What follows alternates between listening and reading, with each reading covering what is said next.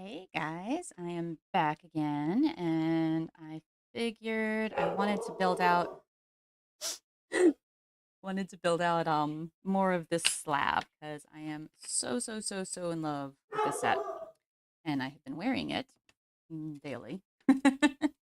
um, yeah, absolutely love the way that came out. So it was kind of just playing around and experimenting, and it's pretty simple, but I figured I'd play and see if I can't recreate it. So let's see.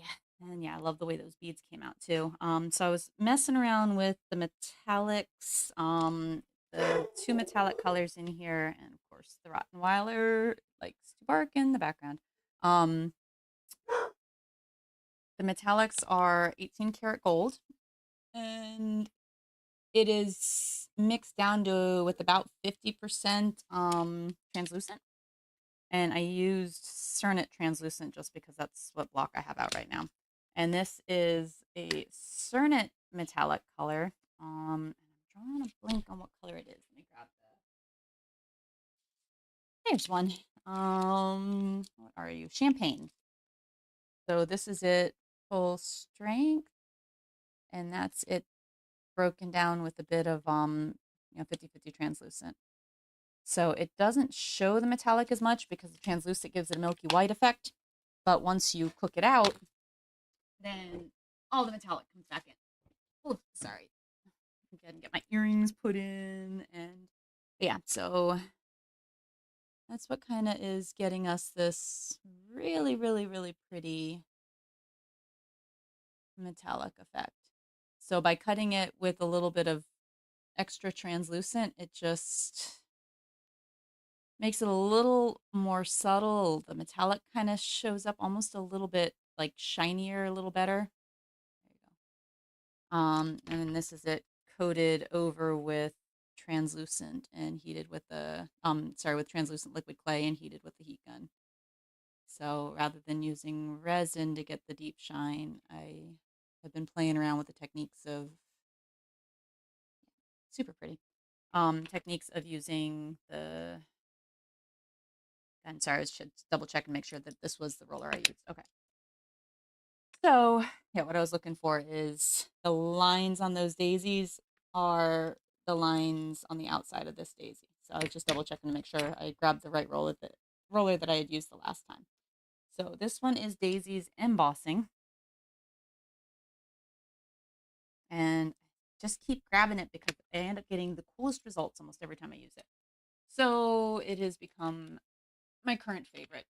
Won't stay there, but this week it's my favorite. So yeah, 24 karat gold and trans, champagne and trans. This green is forest green and graphite pearl, and that's what makes this. And it's really pretty. Um, yeah, it's a nice, simple little color recipe. That one's fun. And then the one other color I have to use today, I was going to use as the backing because that's the backing on this. If I can get it from my neck to where you can see it, is this is forest green and white, 50/50, plus a chunk of peacock pearl and another like 50% pearl because I didn't want the brighter teal that it starts out at. I wanted that like slightly more muted and toned down, and it was a little too green tone teal. I wanted it a little bit bluer teal, so throwing that bit of peacock in there just brings it from tealer a little more blue. So that's how I ended up with the shade. I'm not sure how much peacock pearl because I just threw enough in there to tinted the shade that I wanted over a little bit. But yeah, so that's what I'm going to be using for the backing on this because I said it, it's seems to be when you have a single color that you use to mix in with a bunch of other stuff, it tends to tie your color palette together. So again, this is forest green and graphite pearl. That's forest green and whitened down with a little bit of teal mixed in. But and that was the background color in all of these beads. So I just made up a huge another batch of that. But you can just see how complementary that green and that teal are because they have kind of the same base color. So anyway, and then this is the leftover pile of stack that I had. I went ahead and put a little skimpy layer of translucent in between the green and these guys because I just wanted a little bit of distance to make sure that these guys pick up a good bit of metallic sheen to them. And this looks like it was rolled out on a 0 when I stacked everything, and it's been hanging out and sitting on my desk for a while. So other than making sure it doesn't have any dust or dog hair in it, I also need to just kind of wake it up a little bit. So I'm going to start that by just kind of giving it a little pivot, pivot, pivot, pivot, and just kind of make sure that the clay itself is warmed up and willing to move and a little bit awake, and press into the middle a little. All right. And then we're going to need to roll it out some, because if I put 4 layers of 0 into the roller machine without pressing it a little bit, it'll struggle, especially because this, ooh, we might end up with an interesting effect here. I didn't think about that. This likes to get a little bit crumbly because it sleeps really deep. All right, so if we don't like how this turns out, I'll have to just start over with a whole new another, wake up the champagne and start all over. But yeah, the champagne gets really hard when you first start to work it out. So yeah, I definitely want to make sure that we get this warm.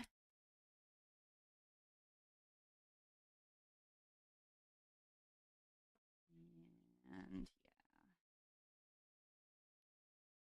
yeah, okie dokie. So now that we woke that up a little bit, I'm gonna go ahead and roll it through the roller. Now we're closer to a 0. A 0. And I'm gonna kind of just keep warming up this champagne a little. I just want to make sure that it doesn't get too mad at us for stretching it out. Make sure it stays willing to work with us. All right, so now to a 2.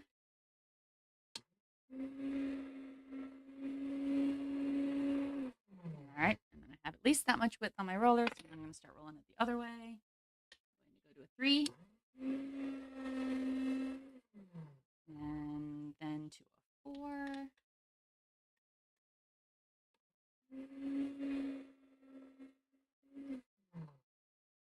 Alrighty, getting somewhere, but yeah, that is starting to. That might definitely get us an interesting change in effect with this version. All right, and then I need a backing layer, so I'm going to need a chunk of this.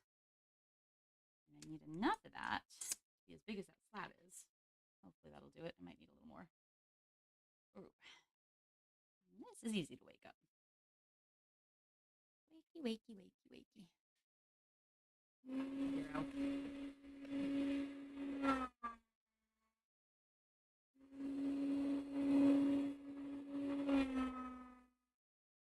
Yep, that'll wake up fine. So I'm going to get my width on that. I think I probably will need more, won't I? Yep, not quite enough.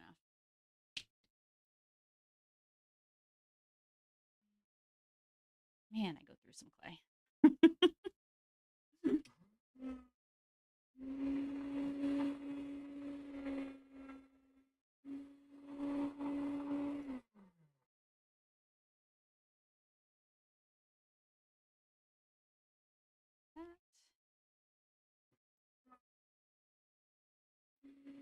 There we go.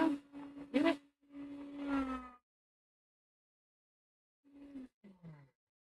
Alrighty.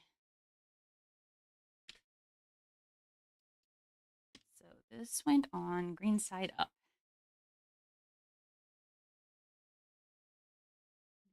Most of what I used, necklace itself, was the slab, but then all of those beads were the cutoffs. So we're going to keep using that translucent on once we roll it, or once we put our line in. Back out to a 0. And now we're a bit bigger than I can do on one tile. So I'm going to go ahead and cut some of that off, enough that I can use it to build something else out. Not so much that it takes away from us having a nice slab to work with here. Set that aside. And yeah, somehow I have too many tiles floating around, but okay. So I'll lay this down. It will likely roll and gain distance. Put right along.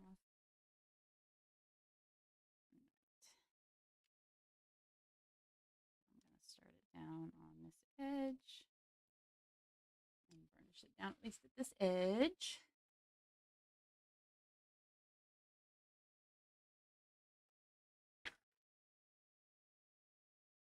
And give it a little bit of room to grow.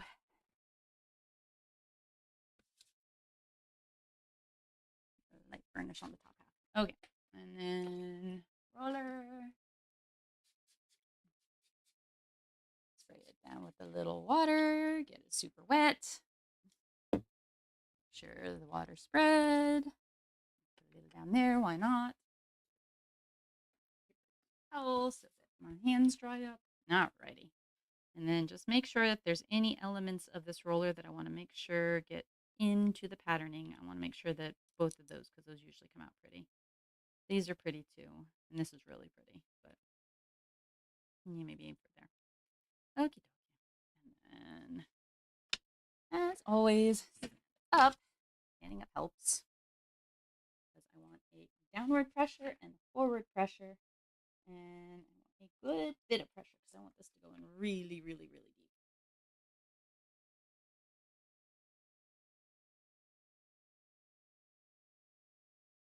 And in case I didn't say it already, because I don't remember if I said it already, this one is Daisies. Oh, it's in the description. That's right. And it is the embossing version, and it is small double tall. So it's not the tiny double talls that I've been using for everything. It's a little bit bigger. So it's a little bit deeper. But yeah, that's just kind of, I think that's why I ended up grabbing that one recently to use, is because it is a little bit bigger. Okay, so next thing that gets important is I want to dry this, but I don't want to compress the clay any. So just kind of set it on. Let paper towel pick up as much wet as it will, because now I need to get that translucent to be willing to stick to the clay, and I don't want a ton of water repelling it. The other thing I can do is I can spend a sheet of paper. Good, I found an older one. And just try to get it to pick up whatever wet it can find. And just convince some of the wet to go away. Okay. Yeah, there wasn't much left in there after the paper towel. That's good. Okie dokie. So now where we're at is flipping things all over the place over here. We need translucent. That's where we're at. Okay. So I'll have this has been woken up at least. Not wide enough. Wider. All right. Apparently I made it as tall, not as wide. Get it out.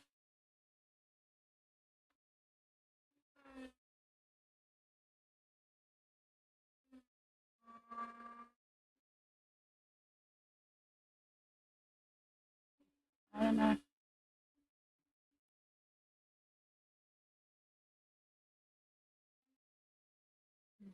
Roll it out on a 9. I'm going to lay it across. Just set it there a second. We'll use the fatter end. Just want to get rid of what's overly excess so that I can work a little bit easier. So there we go. So that is complete and total excess. Let's just fold that up and set that aside. Try to get as few bubbles in it as possible. All right, and then now I want to ask that to stick to the tile a bit, right through there, top to bottom. Stick two, please. And I'm going to give it a nice little stretch because I want this as thin as I can get it. And again, this is Cernet translucent. A little hair in there, but whatever. We'll find that later. Which again, it's a great clay, but it's super quirky on being like hard to wake up and then super soft and sticky and all kinds of weird. So yeah, it is. I have an interesting relationship with it, to say the least. Love to hate it. Grab a dry piece of paper. When we put a little water in, could be dangerous. wet paper like to stick to clay. Go ahead and burnish that in a little bit. Don't want to get overly obnoxiously hard-handed, but I really want to make sure that that top layer sticks to it well. So it's more about warming it up than it is about pressing it in. And then once we do that, I should be able to sort of pull some of this back.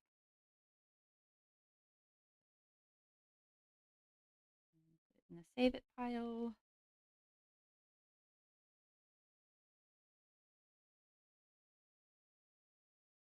Come on. Get rid of all the excess. Come on, come on, come on. You know you're extra.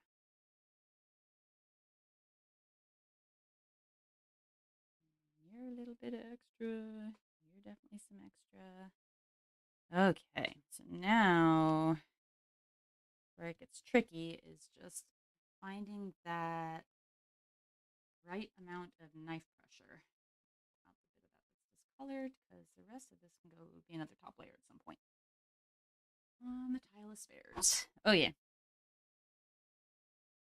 I don't even know what to do with you. How about we just stretch you out and stick you right there? Maybe. Go. All right. So now that we have this prep, I'm not sure how well you guys can see. So it's not exactly pressing into those lower layers, but you can see that patterning showing through. So that gives you a good idea of what it's stuck to, because you can kind of see the air gaps in the lower layers. So not the firm knife. We want the little slippery knife. So, and let's see.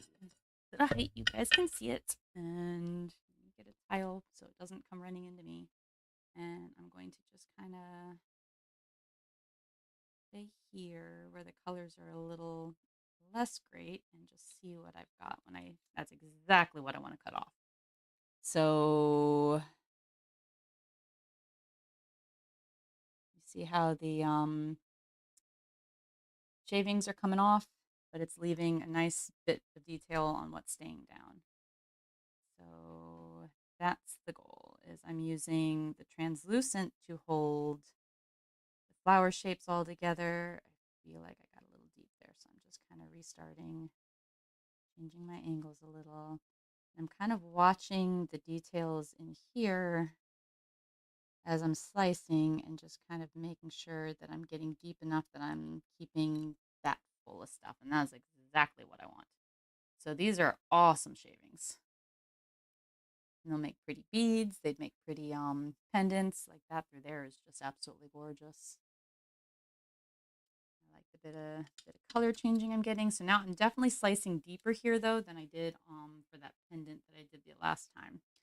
So I'm gonna do probably one more kind of a similar depth. I'm gonna flip that back to see where I'm at. Yeah, I got too deep. So I'm gonna push you back down. Still come under here. I'm gonna try to reset so I'm not so deep. Actually, I'm just gonna change angles on that. Maybe just come across right here.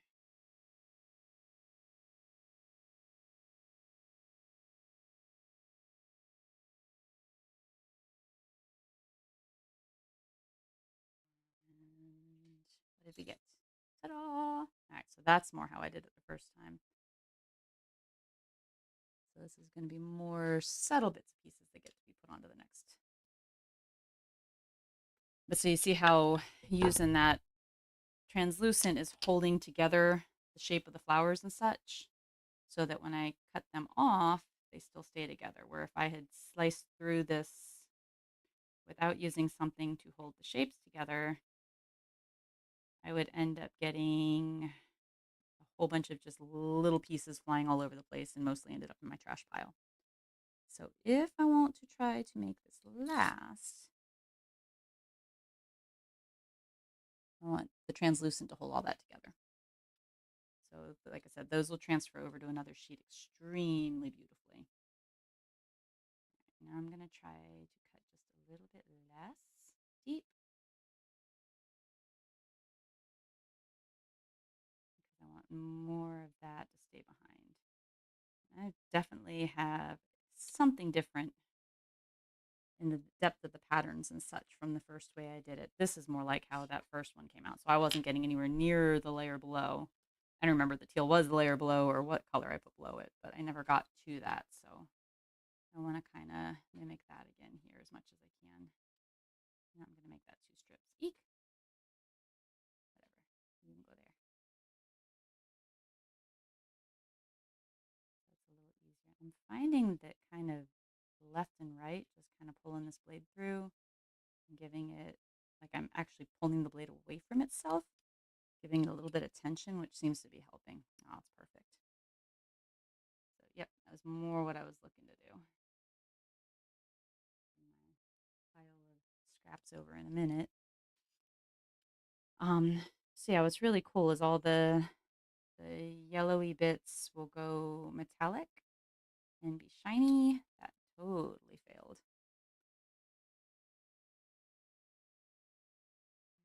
Okay, so you see how that flower falls apart when I cut it out without having the translucent attached? That's what I was referring to as far as slicing and losing the shape of all my flowers and such. And so that's why I do that. And again, it doesn't even have to be translucent in particular. I mean, you could put any color, layer over for your grab layer. I like translucent one because as you can see, some of it gets left behind. So I don't necessarily want to put another color in. And I also like translucent for the way it kind of slightly affects the color behind it. So if you put it over a white, it kind of makes it a little more bone looking. If you put those cuttings over, this bright teal, it just softens it up. So again, that's what happens if you don't have the help of a binding layer and you're using an embossing roller, you end up with a lot of that. But yeah, so I want to go ahead and just slice a little more detail into here. So like that was connected enough. You could definitely use that as a scrap. Oops, it fell half apart. So it's two separate little scraps. We'll go ahead and set those aside. They may or may not hold together when I pick them back up again. They may or may not be usable, but yeah, probably not. Yep, see, they're already falling apart trying to get them off the knife. So that's why I've gotten so fond of just using the translucent so that I can control my scraps, and it helps a lot. I want to come back through here and just clean up my makume a little bit better, especially in these areas where I've got that extra bits of translucent. We can get rid of most of that. It's not too much of an issue if you end up with little pockets of it in there, but it might be worth taking a pin and just grabbing it out also if I have the opportunity. If it did, again, it just slightly discolors the clay in the pendant. So I found I prefer not having it in there, but it's not the end of the world if it is. So if I have the option to carefully slice it out, I will. Ooh, that came out really nice, but oh well. Come on, slicey, slicey.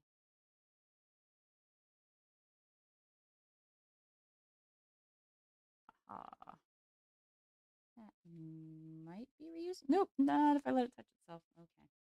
Yep, nope, just in the scrappy pile. Stop trying to make those work. I know better. All right, let's see if I can clean you up just a little bit. Oh, yes, definitely want all of that. Yeah, looking at this is definitely very different than how that last one finished out. I think I have my layers fatter here, or I slice deeper or something, which is fine. I don't need to make anything match to that set. I just liked it so much. I kind of wanted to rebuild it. And I figured you guys might appreciate seeing it work. So, let me see. Forgot to share. Let me share real quick. Thanks for you guys on Facebook.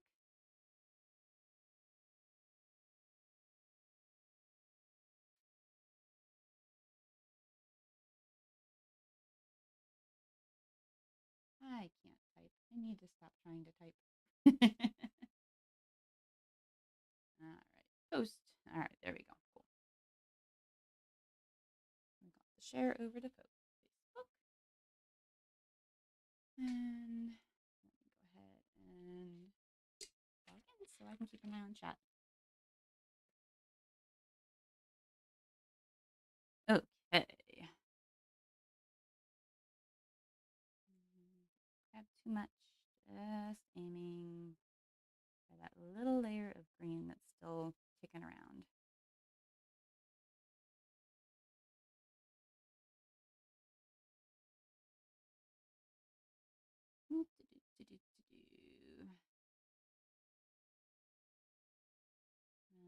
Let's see what else in here needs it. It's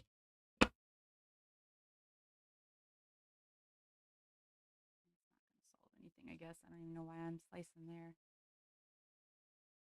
Mostly I want to catch here. Don't get so deep. Oh, come on. No, too deep, huh? Yep. And not really useful. So that can go in the scrap pile. Just roll all these scraps around so we get cool colors for whatever bead that makes. I have been on the biggest bead bender. It's been absurd lately. Don't want to change too much. Just the tiniest little bit. Angle out of there. There you go. Doop. Little swirly parts, little lacy parts. Yeah, I've been making beads up the wazoo. It's been absurd. I'll probably take a break as soon as we get this done and show you what all's in my stash at the moment. I showed you these guys, and I've been playing with the color ranges. It's got a little bit of a hard line right there. Let me see if I can correct whatever's going on there. There we go. Okie dokie. Yeah, like that. All right. So yeah, so I've been on a bead bender lately. I don't know why. It's just been the thing I've been doing.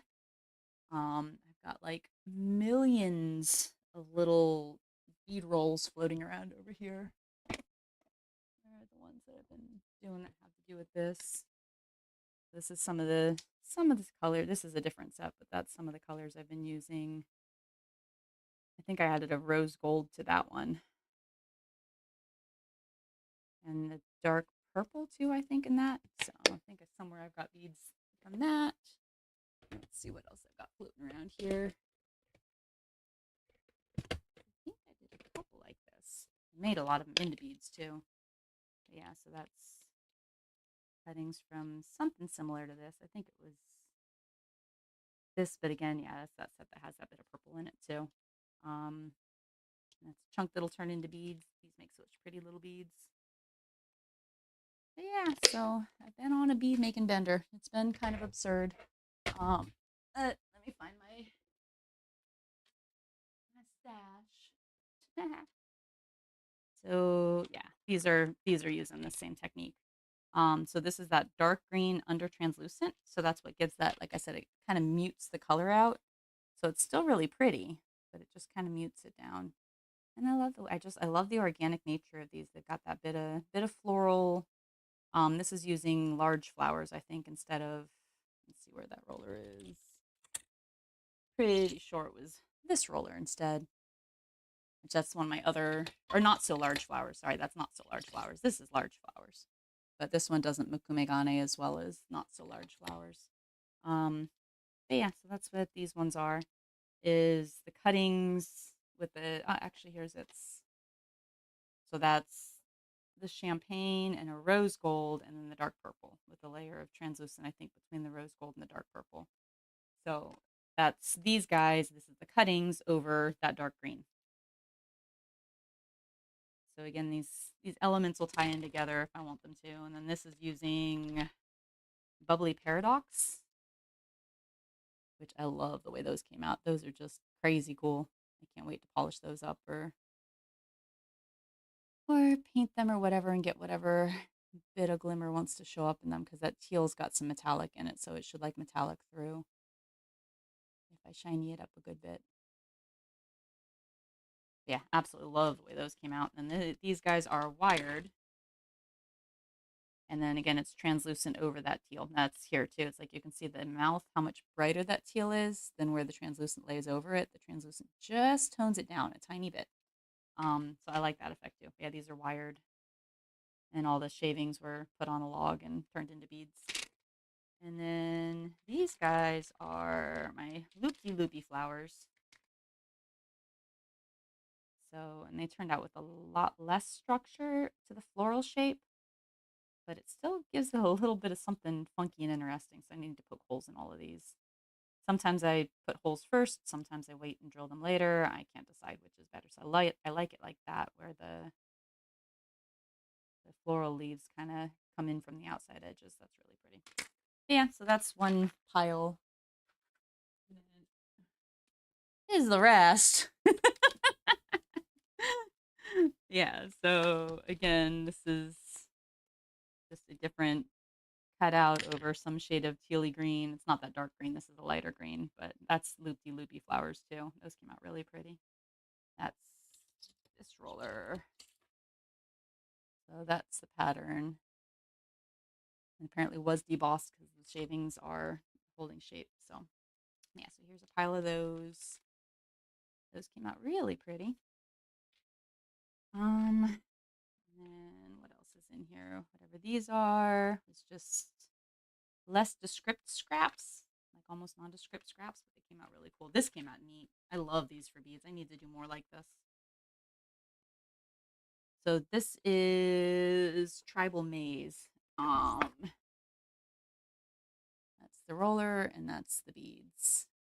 And these are like stinking awesome. I love the way those come out. So yeah, that's definitely going to be, as you can tell, that's sitting in my quick grab stash. These are more of the large flower or not so large flowers. I really like the way those beat up. These look like also not so large flowers over dark purple. Those came out really pretty. I think these are coated. Yeah, these are all coated. So these are all finished. Whoops. Yeah, absolutely love the way these things come out. They're just so organic feeling. So yeah, I've been on a beater bender, and that's how I ended up here with these. Like, oh, that's a good idea. So I've just been testing colors, testing patterns. This is Pebbles, I think. Made a really cool effect. These guys, I don't even know. They might just be totally scraps. I don't think those look like those have a shape. Um, Not so large flowers. Scrap. Those are just flat out making colors come together from scrap stuff. But yeah, so I think I've shown these before. This is not so large flowers. They're in there. I still haven't made those into a bracelet. I need to. I was working on polishing them up. I think I started coating them, and I hadn't decided if I want to finish that or not. Still like whatever that is. I think this is like bronze.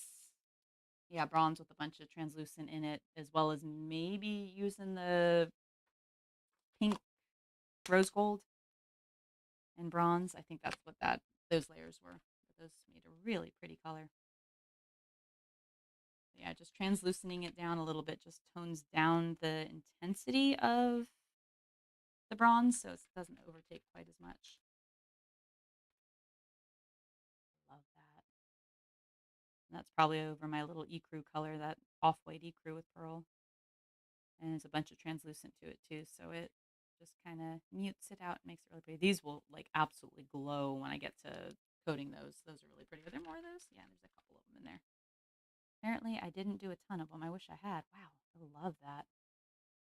Man, this is why I need to record more often. I have no idea how I did this. I couldn't remake that if I tried. Let's see what else is in here. Finding other color patterns. There's just so much stuff. Oh, these are cute. Yeah, so these are swirly flowers. There, swirly flowers.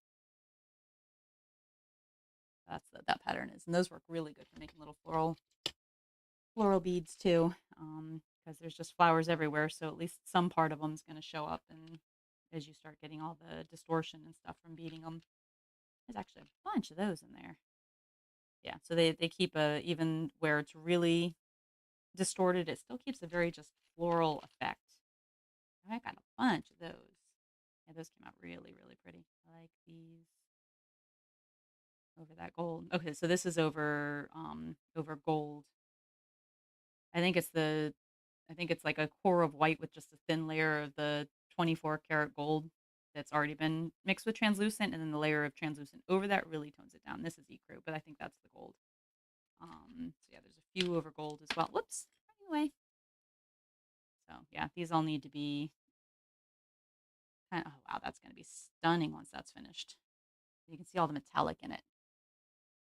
You see all those metallics in there? Yeah, it's going to be really, really, really pretty once it's glossed up. But yeah, so that's what my current obsession has been, is a whole bin full of beads.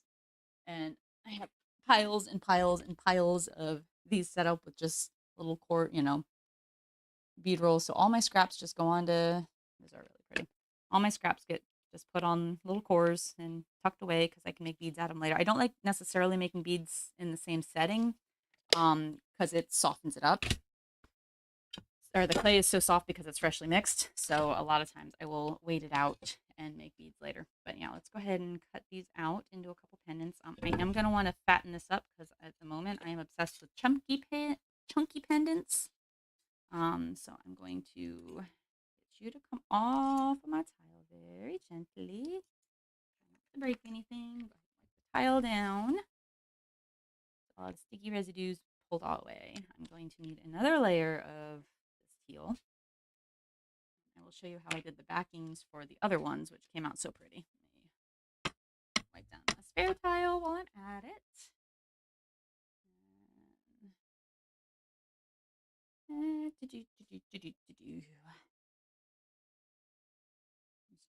some clay.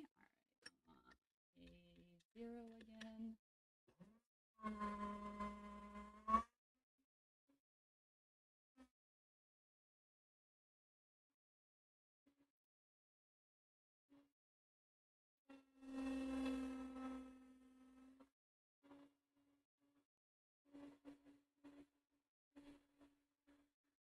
Okay, roughly. Maybe.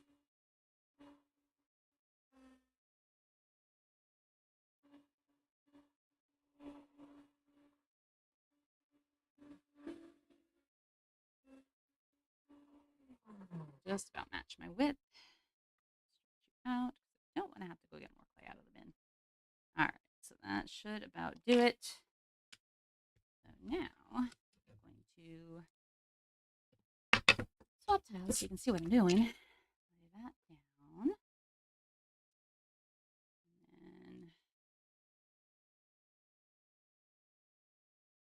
a lot of times I'll use something that is floral but not quite as, these on the back of there. Oh, that was, yeah, that one's really good. Where's swirly leaves? There we go. Yep, that one's super pretty for it. So this guy is, again, just subtle, floral, not overwhelmingly so, not underwhelmingly so. I'm going to need, and I don't roll it super deep. I just give it a nice light little once over. I don't want a huge deep pattern back here. I just want something a little bit different than plain.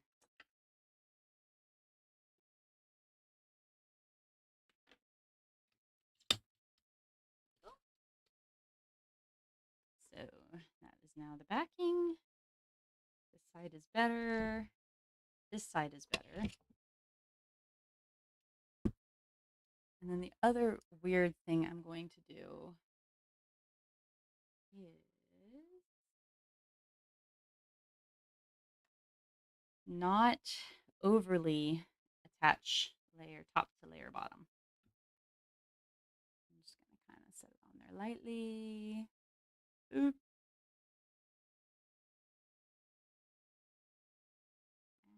Let's get a little bit better line up top to bottom. There we kind of almost go.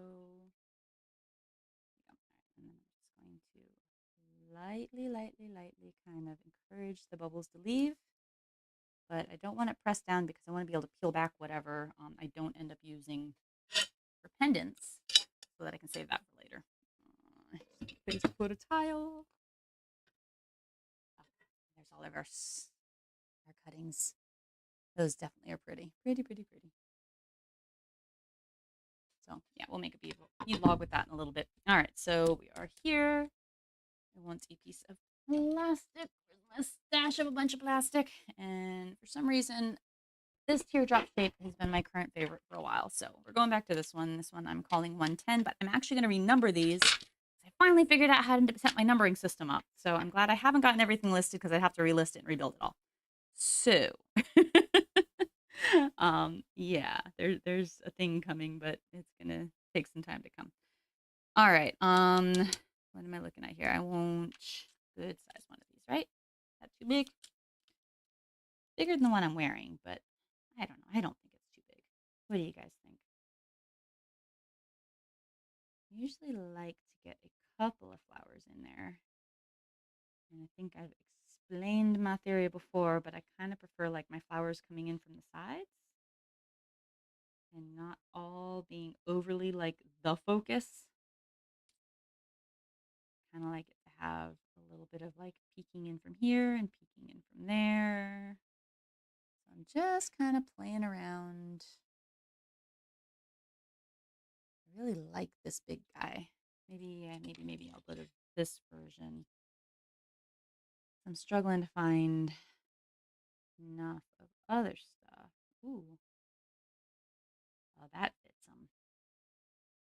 All right, I don't want him overly centered. Oh, I like that, I think. I think we're good there. All right, so I don't want him exactly centered. I want one coming from this side, one coming from that side. And then I'm going to try to remember it and see through the glare on my plastic. And I think that's about right. So I'm just going to set you in there lightly. I'm going to find my crossbar. Oh, where did I see that I put that? Ah, found it. And I'm going to set my crossbar on there just to stabilize the cutter because it's kind of big. I'm going to press a little bit more. So here's the weird thing is I don't want my plastic to totally compress all those details. So I pressed with the plastic long enough to get my beveled edge. And then I'm going to cut it the rest of the way without the plastic. So I got a little bit of the bevel, but I don't get as much distortion because I didn't go all the way with the bevel. So you can see I've still got depth of detail. So we lose all the depth of detail on the outside edge, but we still maintain it on the middle. And then on the back, we also lose the detail on the outside edge because that gets pressed in really hard. Let me see if I can't go ahead and pull that up so you guys can see it.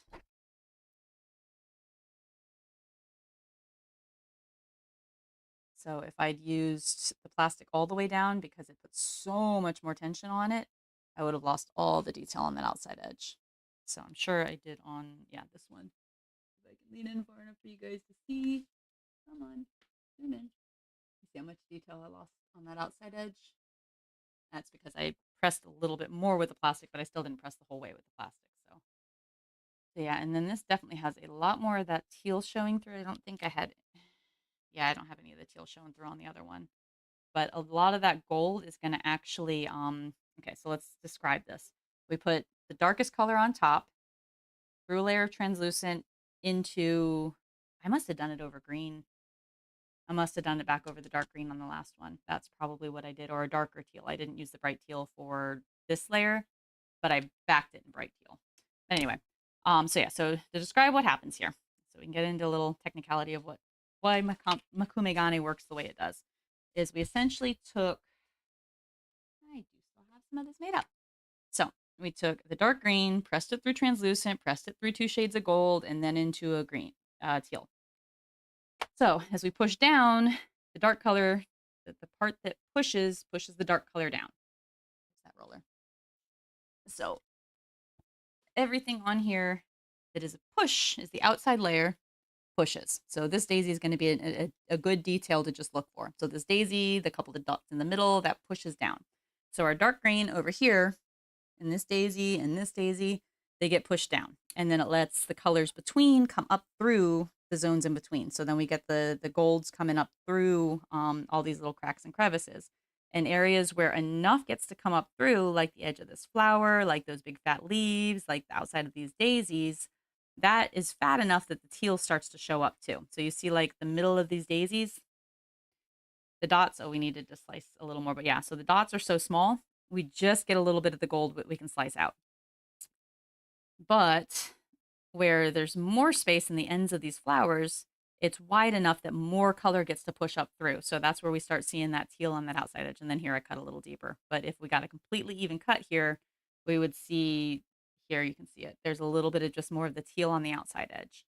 There, I just sliced way too much. So we lost all detail.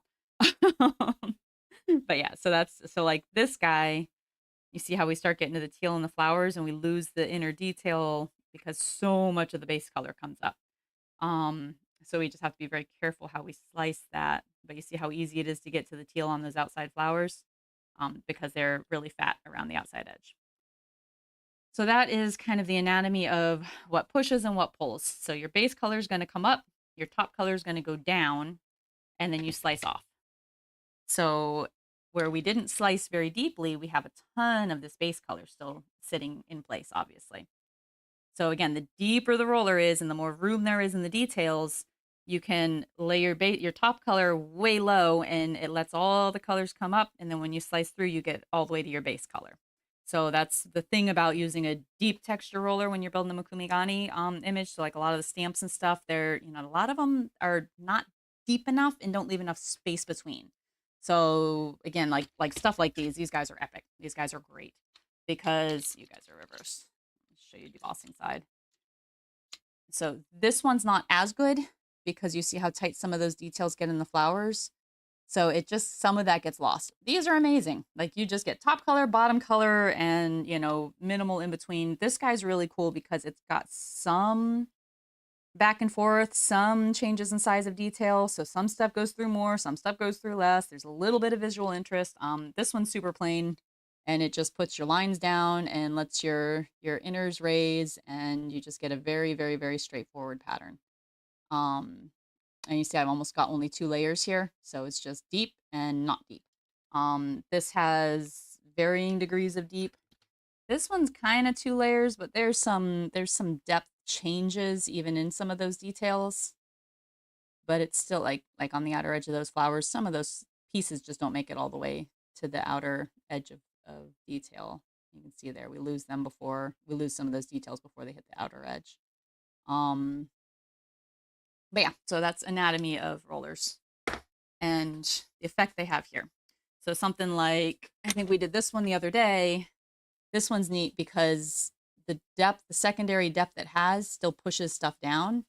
So if you use this in debossing and don't slice all the way through, you still get that lower level has detail like through here, even when we slice the top layer off, because the top layer has got a lot of depth to it and a lot of break in it. So it lets a lot of the background color up through. So that can be interesting. And then these leaves press a big fat image down. That one's still so cute. I love it. The ferns are really cool on that. Where something like, oh God, check these out. They shouldn't be showing these yet.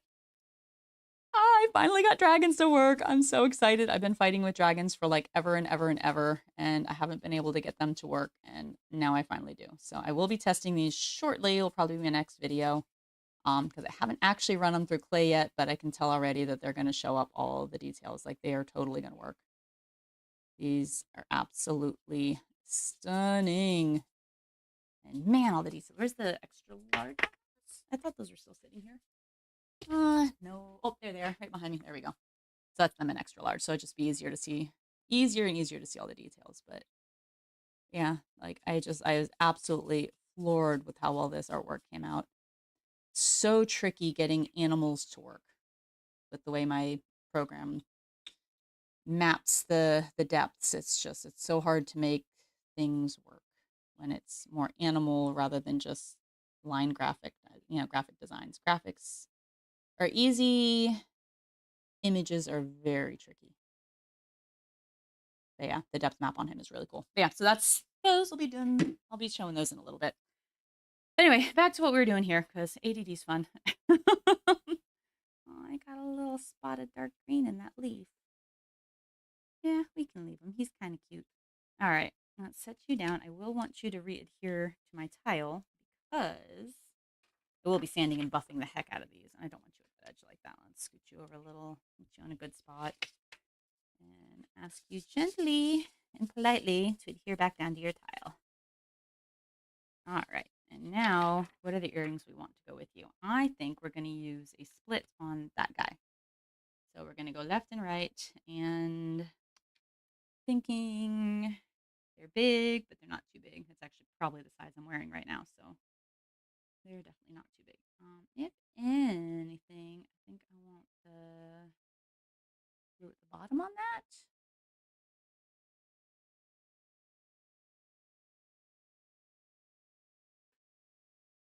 I probably am going to have to lift this up and cut it in two different locations. So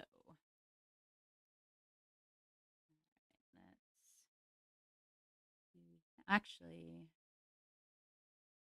because I'm not planning on going all the way through it,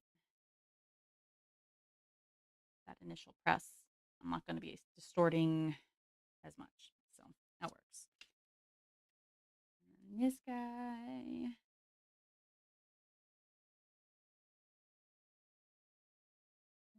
A light press, just till the point where it starts to distort, and then take the plastic off. Oh, no, that's not at all right. Man, how did I do that? Oh, that's knife lines, not plastic lines. Okay. And press through like that. All right. And then I've got a texture situation happening to this poor guy. Come here. And those lines, man. I did get a little bit of something wonky there too.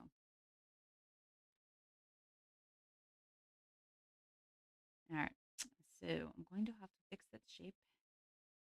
I'm going to cut that extra edge off. I'm going to be a total wackadoo to make this one match. Come in just ever so slightly and take a little bit of extra shape off the outside edge of that.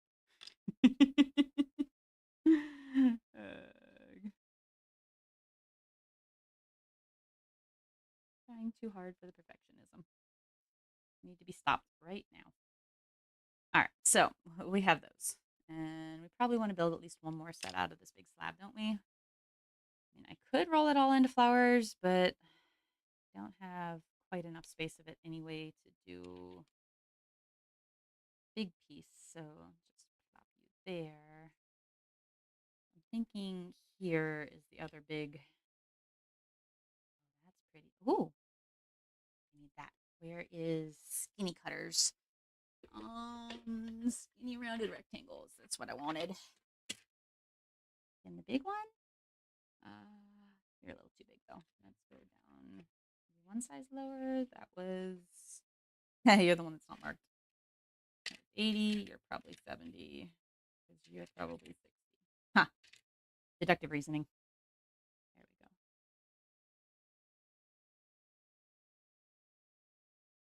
we go. Huh. Probably there. Thing is, I can get one mirroring that'll match, but I can't get a second one that'll match. But I think any smaller on that is just not. It's going to lose too much of the visual interest. Yeah, it needs to be that big. They really want to keep that whole bit of flower there. Okay. So, and I do want to keep as much of that detail as possible. Do I want to just throw it and put it right there in the middle? Yeah, even if that means I don't get matching earrings or exactly matching earrings, it's still it's too pretty, and that bit of flower needs to be more centered. Okay, slight press. Let's do that for cutter stability. Get a bit more press, and I don't want to lose that detail in the middle. So finish loose. Okie dokie. Perfect.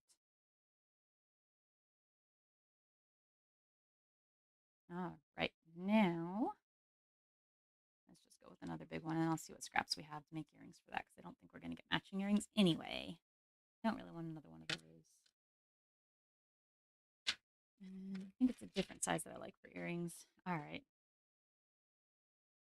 Thinking here, I don't think we want this jumbo one again because that thing is huge. So let's go one size down. That is 70 millimeters tall. Ooh, perfect.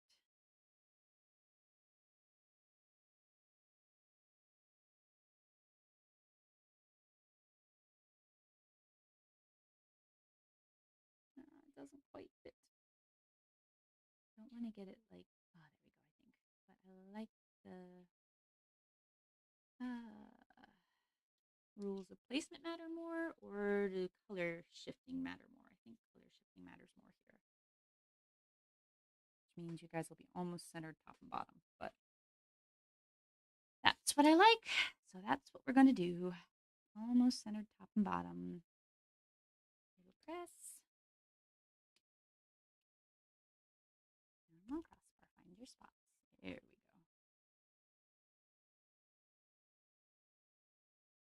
Sitting at an odd angle, so I'm trying to just make sure I get even pressure on that. That always helps. And then finish it.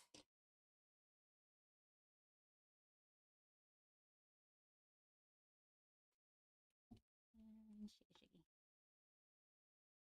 I have a feeling when we pull that off, get rid of scrap. So that's all extra. Oh, I'm running out of tile space. Got cutters everywhere. That's the problem. I actually do have an extra tile I can lay down, but I don't have the space for it because I have stuff everywhere. Okay, there we go. All right, don't lose this cutter. All right, and then do I want as big of earrings for that set, or do I want to make them ever so slightly smaller because the necklace charm is smaller? Probably do. Let's expect to work along here. It's got that flower in it, plus that one, but I don't have any more of that one, so it's like these two. So, ooh, yeah, one full size down is too small. Let me find my mixed set of those. I think it's weird. I think there they are. I think that's you.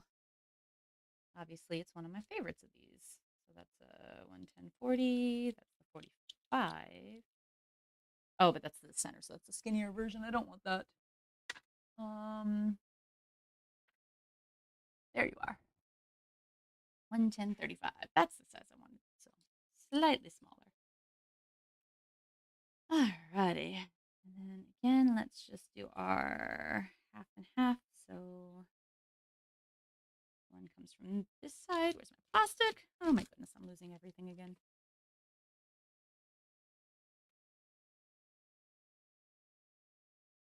So that goes there.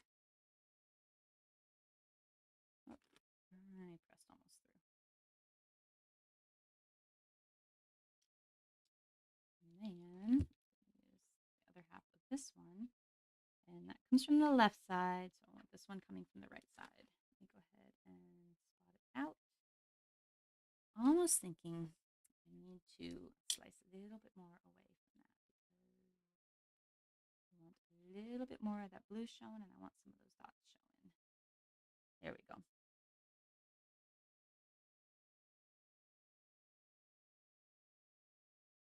How much blue? 50/50. All right, that works.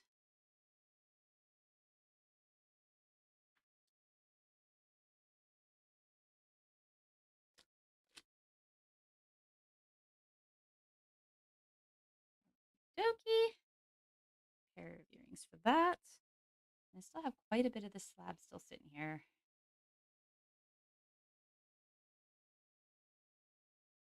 Not a ton if it's overly usable though.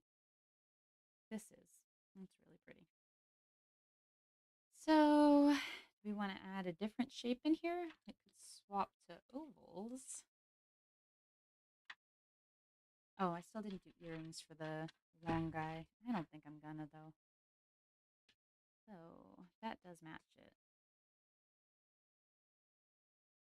Maybe I can make that kind of match it. We'll see. Give me a sec on that. I don't like this size. Yeah, I like the size that I have in the small set or the half size set better. So, and you guys away. Eek. Oh no. Now I'm knocking things all over the place.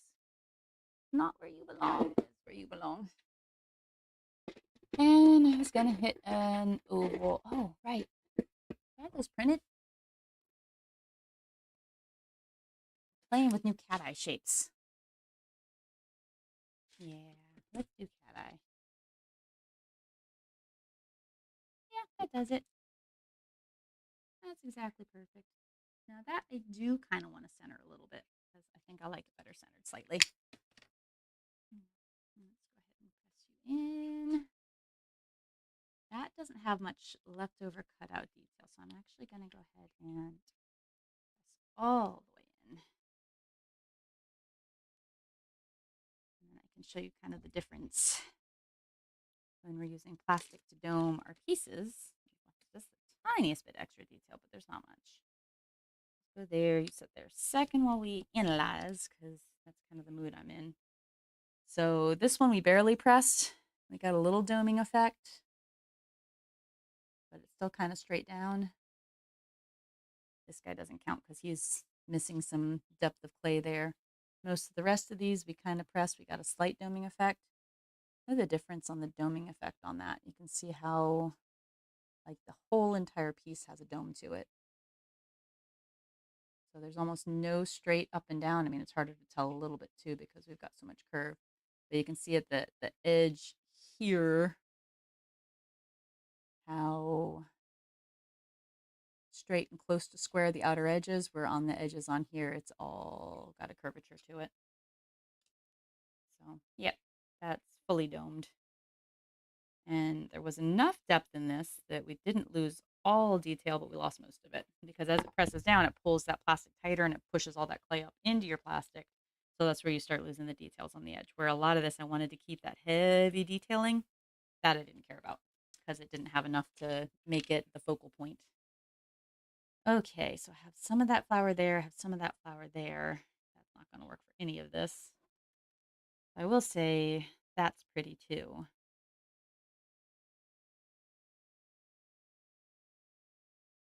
Okay, let me get this flower somewhere where I can actually have some plastic to cut it on. Size for earrings. That actually is just about right. So kind of makes won't fit there, but man, that's pretty. Um,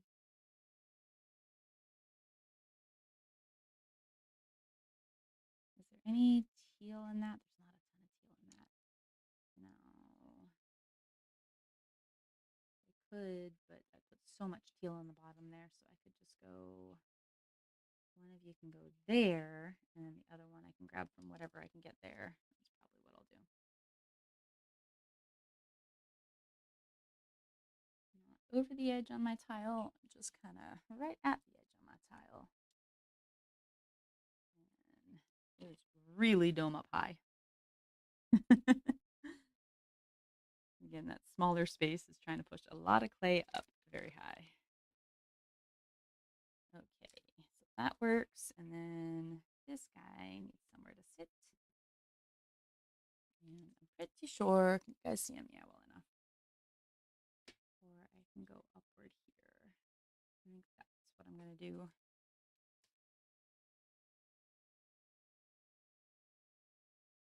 Most of that flower, most of that upward detail. Eek, that takes a lot of pressure. Clean up the lines. Go. Okay. Anything else I want to do here? I don't think I'm going to bother making matching ones for that. So this is what I was talking about earlier now. Hopefully for most of this, I'll be able to just rip back and peel off the top layer and keep most of my under layer separate so that I still have a whole chunk of teal that's not been color adjusted overly much. And even like these pieces should let me take back their underside. Yeah, I got to keep most of that. How about you? Yep. Wow, that let me keep almost all of that. Okay, so yeah, so now I'm using less into permanent oblivion. So there we go. Back in your little box, wherever your little box was. Where was your box? There. You have a box. Go back in it. All right. So yeah, use those, use that. All done with those. So I'm working on building their trays out. I've got skinny ones. I have trays printed, but I just need to print the new ones, or the bigger ones. And unfortunately, my computer decided to get in a fight with me and stop slicing stuff. So I had to reformat the whole stinking thing to get it working on my main slicer so that my business can run smoothly. However, I'm now fully aggravated because I'm having to reload everything. And at the moment, Lightroom's not wanting to load and work properly. So that's why I ended up here instead of working on my computer like I should be, like a good girl, because I was getting in too many fights with it and I was just over it. Okay, so we have that. That goes in the oven. Those are definitely ready. So let's, what time are we at? Oh my gosh, we're at an hour again. Apparently, I lose way more time crafting than I think I do. Hours just stinking disappear. Okay, so I think what I will do here is the weirdo art of rebuilding a slab into a linear shape so that I can turn this all into earrings, or not earrings, sorry, into bead rolls. So that actually might be able to just be like, hey, you roll up, and there's a little bit of something there. Have anything I can add there? Just fill in the colors. There we go, kind of like that. That'll work. And probably won't go past there, so grab you and just pop you there. Okay, so that gives us one place to start. So I need a core, and do I still have more of this made up? No, I don't. Use through all this, or do I want to just make white cores? I'll just make white cores. It don't matter. I have white. That's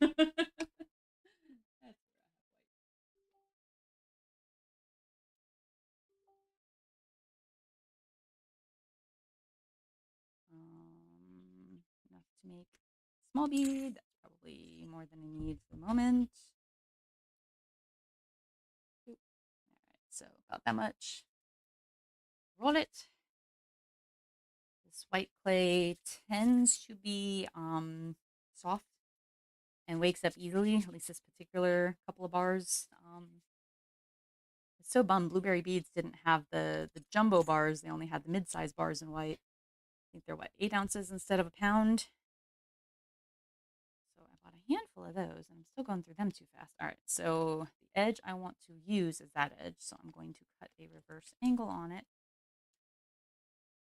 so that it gets thinner there at the edge, and it will blend in a little easier. So you're scrap now. And I'm going to start over here. Almost wondering if I shouldn't try to give you some teal. Mostly make sure you're colored all the way across. Yep, there you go. Okay, you should be colored all the way across, even though that will probably overly cover it. Yes, it did. They matched up. Awesome. So, and then I roll this over. And I don't know if I explained exactly what I'm up to, but I'm just making logs to make beads out of. So again, this is kind of how I end up storing my scraps of clay nowadays, because I figure I can make all sorts of shapes of beads, and that's been my current game. Is I'm loving making beads. Oh, I had one more thing I want to make. Oh, I almost forgot it. And I don't want any of this white to show through. So let's make that go away. Go over there, you go over there. Keep your scraps together. All right, and then just at this edge, I might use my nail. I might take a knitting needle. I just kind of want to press that seam and get it to blend a little bit better. I think there is an air pocket there, so I'm just gonna stick the knife in. Ask Mr. Air Pockets to go away. All better. Yep, all right, he's good. And then finish seaming this. Just get that seam to kind of connect so you can't really tell. I mean, it's already kind of a scrappy piece anyway, so it'll probably get rolled down a little thinner and just make all kinds of, random little scrappy beads. But for now, just kind of, yeah, so just kind of everywhere the color starts to change, like here, I just slice it there, kind of roll it, see if there's anything congruent, and slice it right about there, or maybe actually I might let that all stay together, or cut that in half completely. That's another batch. That's visually interesting, so I'd cut there, and then I'd probably cut there. Actually, this one is going to be a pretty bead, and it's got enough flower shape to it and enough visual interest. The top one's actually going to be a gorgeous bead. But yeah, so that's how I end up with this pile of bead rolls floating around. At that point now, I need to figure out a better way to store them or like how to store twice as many in one spot because they're just taking over my world. It's absurd. All right, I'm going to pick you all apart. Oh, wait. Oh, that was what I had. That was the thought I had. So the one other thing I've been doing lately, and I do want teal for this, is where are they? Here.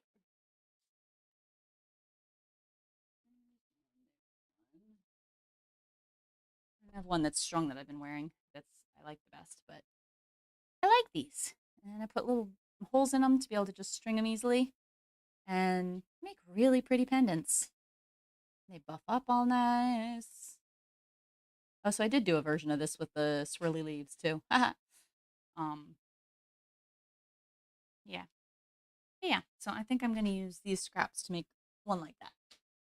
Could use these also, my actual cuttings, but I think we'll just do this because I think we can make this work.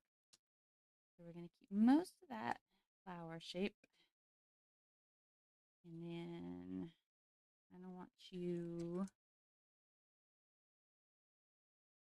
that way a little bit, and then I want you. I want like that. So I will try to force you to lay straight and back from the edge so that I get that effect of I can get you to blend in. Because you're at a 45, so you will blend over better. All right, that's giving us some length. Definitely am going to need something extra down there too.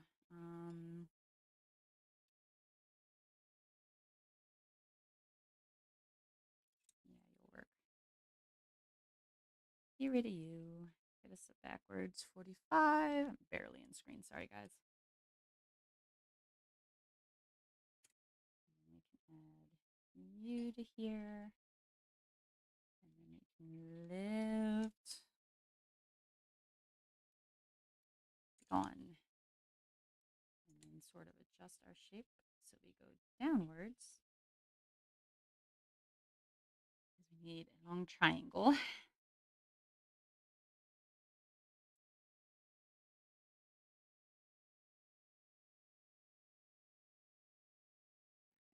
going to lay you out that way. And as straight as I can. Slice you back. Again, I get my beveled edge. Make sure you're all connected. And then probably going to be about like that, roughly. We'll go ahead and cut you off. And then do that. So you can get a good edge. And then now I need a little chunk of this. Or I could just use the scraps that are sitting up there. Maybe a little more than that. Start with extra, and I can cut it back. It is fine. roll you into a ball. All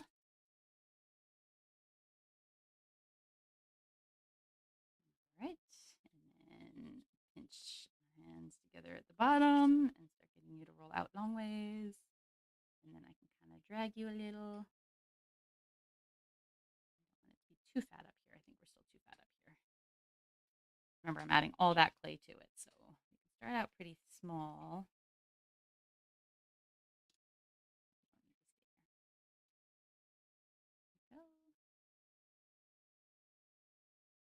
Ah, lift.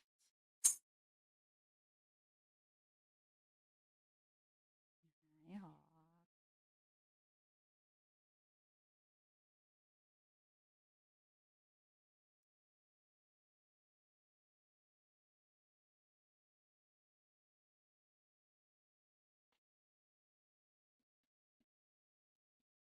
Okie dokie. Being harassed by a little papillon who's demanding love down there. Sorry, guys. It's refusing to let me stay focused. And that's apparently what hawks do. I'm going to slice a little bit of that extra teal out of there.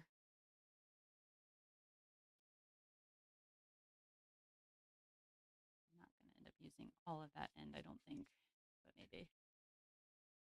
Alrighty. So now we have some of that shape to us. We ended up with some dash of translucent in there, and I don't really necessarily want that. Rather have a blank spot than the funky color change because I don't think we want it. All right. Now we also have a hair, of course. What happens when papillons talk me into petting them while I'm doing things? I don't know who they think they are.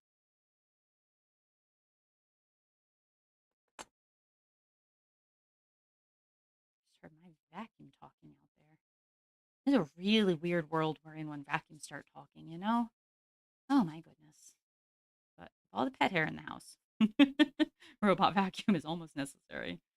It hasn't been working. I don't know. Got stuck and lost yesterday, I think, and I didn't go find it this morning, so I ended up having to hand vacuum the whole house. All right, now I'm torn. Thinking, do we want that part of flower or that part of flower? I kind of like, no matter what we use, we're not going to see much detail in it. I think that's a little bit more consistent though. Okay, so I'm going to put down, I'm going to find my little glass pieces. And I'm going to just give it a little bit of a press so it's a little bit easier of a shape to work with. And now I need to find, there you are, bath bomb molds. That's what I've been using, and they work really, really, really well. I'm going to work on cornering that shape up a little because it's easier to do now than when I'm done. Pretty sure it's that way, yeah. Okay. So then we're going to just set that down. Again, the thing with clay is, it's weird to remember, is it kind of has a physical memory.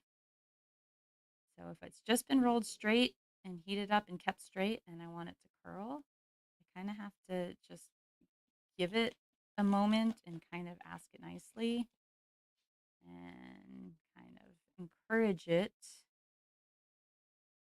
Oh, that is a little different shape than the last ones, but I like it. A little smaller. Going to be a tiny bit harder. Nope. To find that pinch point to put a bail in there, but or the hole for the line in there. There we go.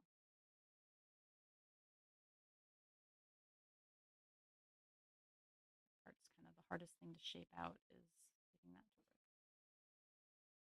Plenty of that flour there. And see how it's like totally happy to open back out again. You have to just kind of convince it wants to curl. I spent just long enough with the tip of it. The tip's decided it's happy to curl out.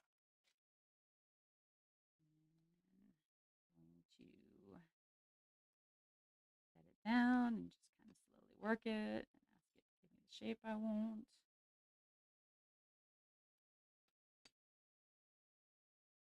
And I think I'm going to get kind of weird with it. I'm going to open you out.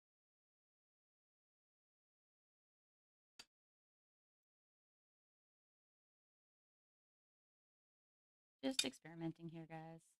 Don't mind me. I want to give it. There we go. Yeah, that's cool. All right, so let's set the next edge of you up. Now that's got bevel to all of it. I'm going to keep beveling it. I like that effect. Keep asking it to bevel. Ooh, don't get stuck. Continue to bevel and over. And now we're going to round it up a little bit more.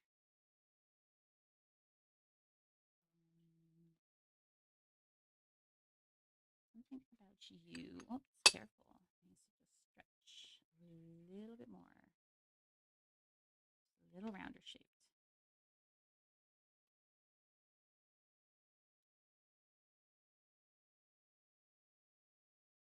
There we go. Very cool. So it's definitely not nearly as floral as it was originally, but still got that little element. Sorry, still got that little element of a flower, and it's still interesting.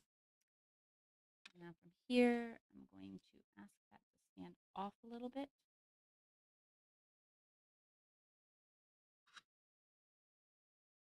And don't put it overly upright because I do still want that.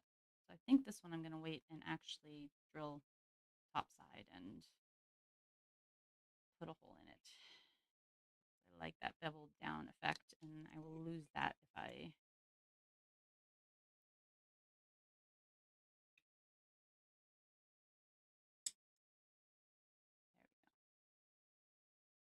There we go. Yeah, interesting. So yeah, that one will actually hang with the veil or a ring, jump ring, or whatever. I do think I want you to not go downhill though. Better. Okay, into the oven. That one's missing 20 minutes. I'm gonna have to add 20 minutes to it. Okay.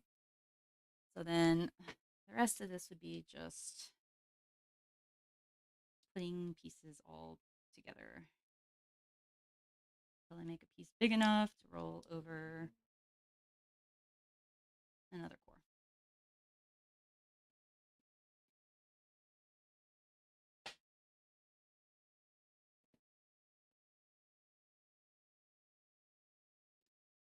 Okay.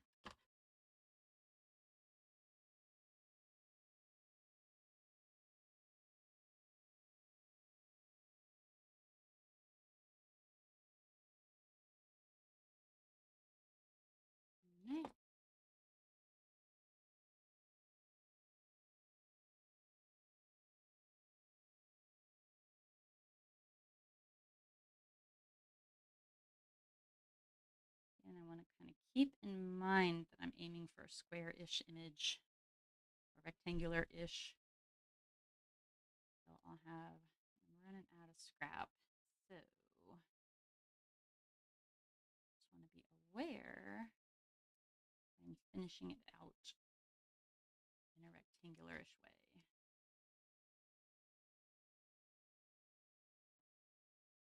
Oh, look, that was exactly the piece I was missing.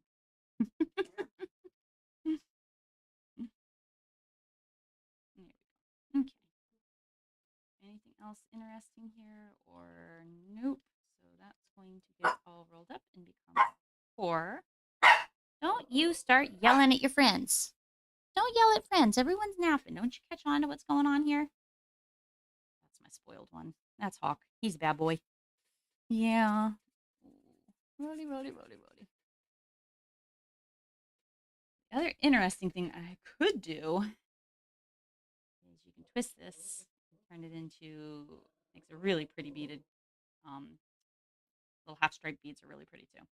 But I'm going to just keep this as a core. Because I now don't want to run through a ton more of my good teal because I just realized that I'm running low on my good teal. Let's put you right there. Not low on it, but I don't want to have to make up another batch.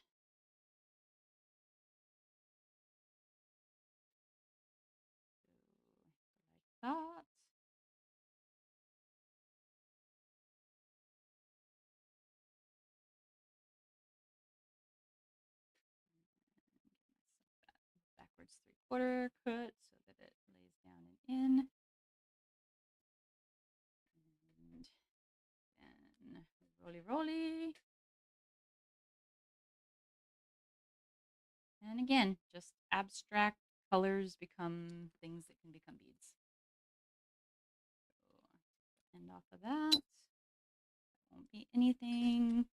End off of here. That's just a mess. Add that last little chunk of that. And then wrap it with this. Why not? Let's see what we get.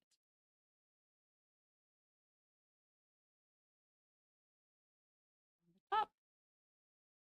A little color on the bottom. And roll it.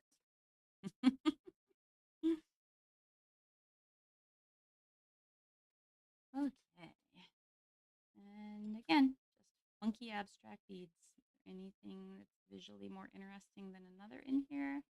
I like that. I like that. So now I'm going to roll it long ways. And yeah, cool and visually interesting. All right. Last thing to mess with is we've got a pile of these cuts. So we might as well set up at least one of these into a bead roll also. So we need to keep, I guess I could go like that and we can see what I'm doing. I use white for the center. They'll end up looking kind of similar to how they do, which I don't mind so much here. Those will go together. This, I think I want over a teal core. So I am going to use a little bit more of that teal. Or I could use a different teal. Not to be that teal, because those aren't going to match something else. I'll have a chunk of this teal.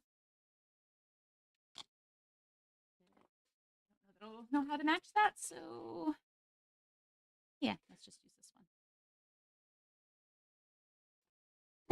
So I need it to go thin enough that it appears as though that will wrap at least halfway around it and that I've got the length to go the whole way. So, and then these are still fresh enough that I can pick them up by hand. Sometimes they get kind of been sitting there too long, so I'll need to use a knife to lift them. And then I just want to lay that down like that. And then roll to one side, roll to the other, and just keep rolling until it covers itself. And then I'm going to grab this. But to be honest, now he's a little, I might have needed the spatter. You could use more information than that end, so this flower is going to take over most of it. To find that midway point.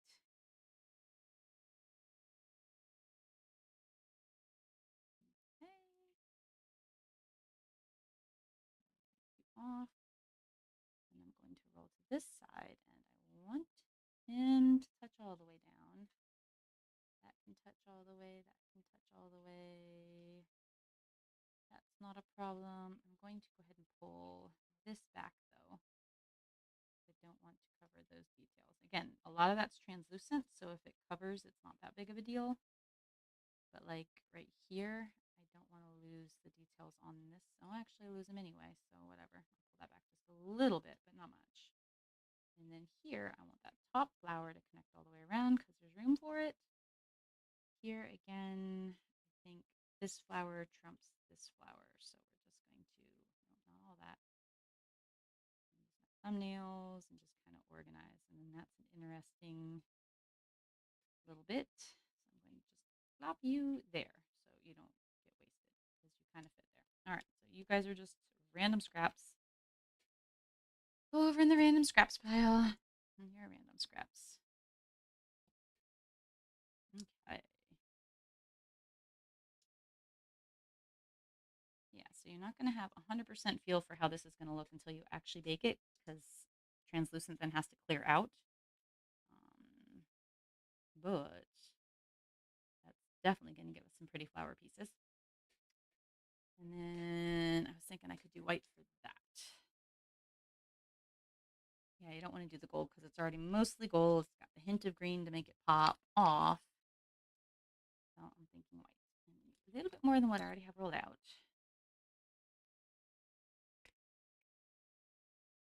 Get that to wake up some, press it into what's already awake, and just keep rolling.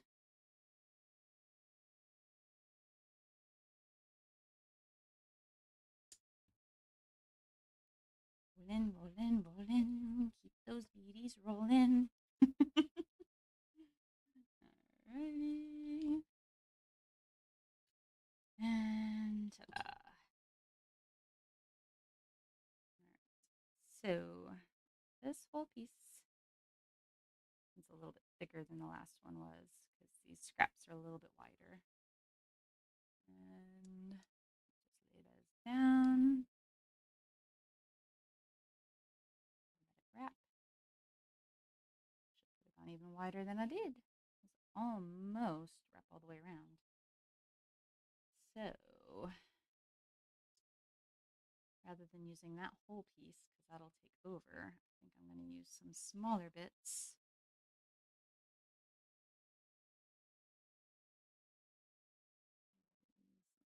Let's see. Don't overly want.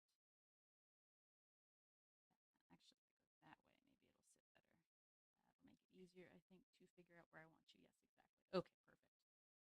So, parts I didn't care for was this bright teal here, and that's going to overlap a flower. So I just cut it off. Exactly right. And then there's more of it up here, and not necessary.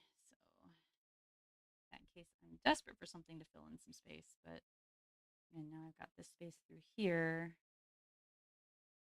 So I think I'm just going to grab this guy because he's skinnier than that guy is and just run him down this center bit. You into position, double check that you're not overlapping anything overly important.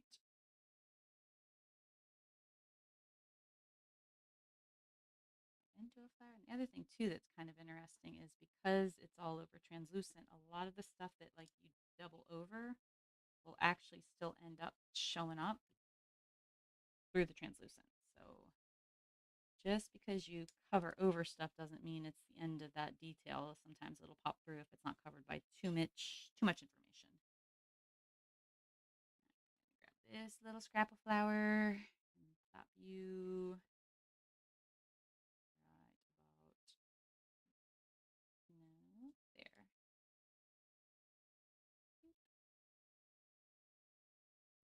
you. Oh, you're better on that side. See if I can that.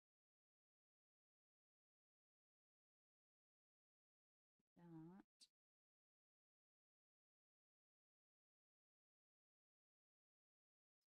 you in there. Here you are, just a little scrappy thing. You can come up here and just fill. And I need a tiny bit of fill right there. Oh, and down there, kind of. Ooh, you're pretty. Let me see if I can't. Oh, that'll work. Fit right there. Okay. Oop, don't roll on a seam. Over a little. Alrighty. I'm just kind of get you to lay in. And because I didn't overly condition this white, we probably can work on it pretty quickly. So if we want to build out a couple beads real quick, do we want to do ball beads or do we want to do cord beads? I've done examples with the cord beads plenty of times, like the big hole beads. So I'll just do these guys in balls and show you how I set those up. So yeah, I don't want my flexible blade. I want my firm straight blade. I almost always cut the bottom edge off because it's usually scrappy. So I think I'm going to cut there. That's interesting, and I'm not going to get that whole bit of flour there. Oh, there's a bit of flour up there too. So I think I want to cut where I've got that flour and that flour. That. Okay. So I'm going to pinch the ends. rolling it until I get these ends pinched together pretty good. And it's kind of nice when it's a bold color because then I end up with a little dot at the top and bottom because it makes it easier to put the holes in. From there, then we just kind of roll it up.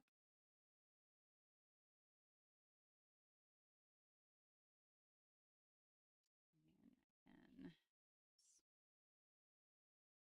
add a little bit. And I think I'm going to leave you long. I think it'll be prettier that way. This one I'll do in a full ball, but this one I'm going to leave a little long. Where did my tile go? My glade. I like having these little glass plates on hand. I just found them on Amazon. It's like a box of 4 or 5 or something. Scraps of clay everywhere. Yeah, so round like that and get it till it's shaped. And that's very pretty. I'm going to pop it up on its end. About the center. Try to stay as downhill as I can. Find this end about the center until it meets the other side. And then it pressed a little bit. So I'm going to roll it just a hair to kind of wake it back up. Put that in there. Lay it on the tile. Roll it to get the shape back out and then get it to loosen up on this and get it to just roll freely here. And use my fingers on the outside edge to just kind of round that in a little bit. I can roll it a little bit just around those edges a touch. Roll it back there again.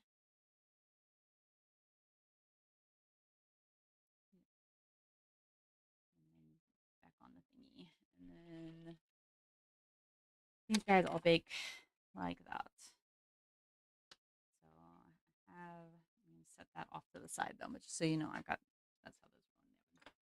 So those are heat safe heat safe resin printed or high temp resin that can go in the oven. I have not gotten a spare printer to keep that running, so I haven't made those available yet, but it is in the plan. Yeah, so same thing. So I just sit there and roll these ends in. And sometimes it's easier to poke this ahead of time. Sometimes it's easier to shape it out first and poke it. It doesn't overly matter. I just want to make sure that those ends made it in well enough. And then we're just going to kind of ball this one up. And it's totally up to you how obsessive over the shape you want to get. Sometimes I make them exact round balls, which has been my current favorite thing to do. Sometimes I make them longer, thinner, kind of runners, like, oh yeah, like these guys.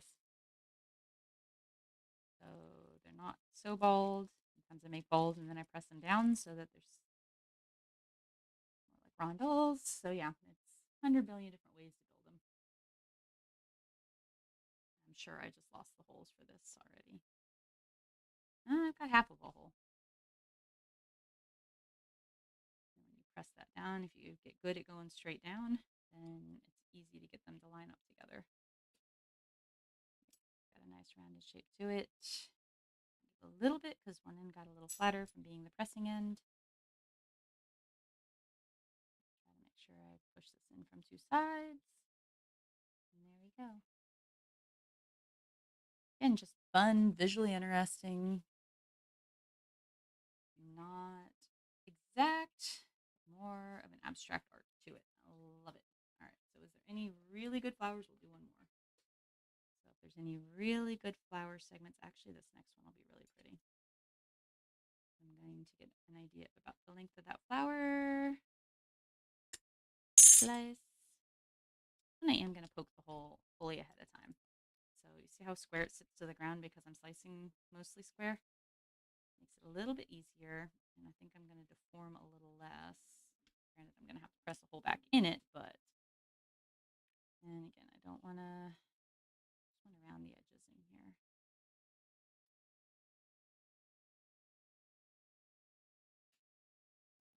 And roll it a bit to make sure those rounded edges kind of seal in.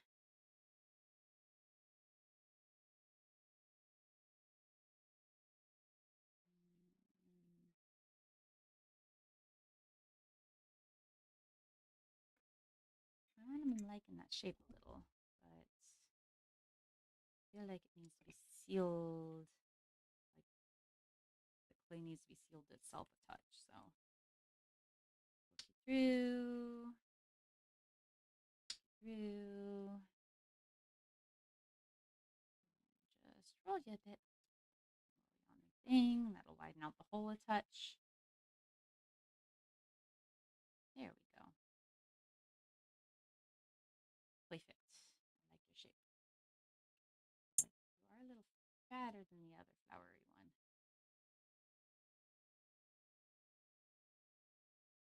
In order to make those kind of match up better, I'm going to fatten you up a touch. So I'm going to just press you down. Put your whole skewer back in you. Roll you a little. Just press the ball a little.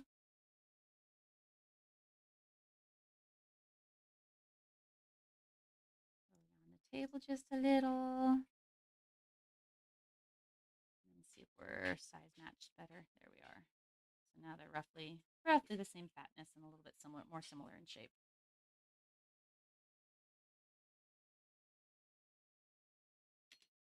Yeah. So those are the three we made. And again, we don't get a ton of distortion when we do them this way. When I roll them into an actual round bead, you tend to get more distortion unless you cut them at a size where they're about as long as they are fat. So like we keep, our width here is 1 square. So then if we cut it at 1 square in height, we'll get closer to a round shape easier. So if you want these bigger patterns and bigger fat round beads, like this, if I want that whole thing to be a bead, I'd want to start with a much fatter core. Like I'd probably want to not even fatter than that, to be honest. But yeah, so that's how those work out. And I've got a bunch more I can build out, but I'm not going to do them right now because the dogs are waking up and saying they're done with bedtime. So it's time to get them out and get myself a bite to eat. That one's going to be really pretty. That one's got a ton of detail in it. It'd also be pretty to make the snake necklace out of that too, but I don't want that much distortion on that, so I'm really excited about that one. That's going to be a pretty set. And yeah, apparently I can't match that to that now because I don't have that teal anymore. Anyway, enough silliness. I hope you guys all enjoyed, and I will see you all on the next one. I have to come up with something to do with those dragons because, oh, they're so cool. All right.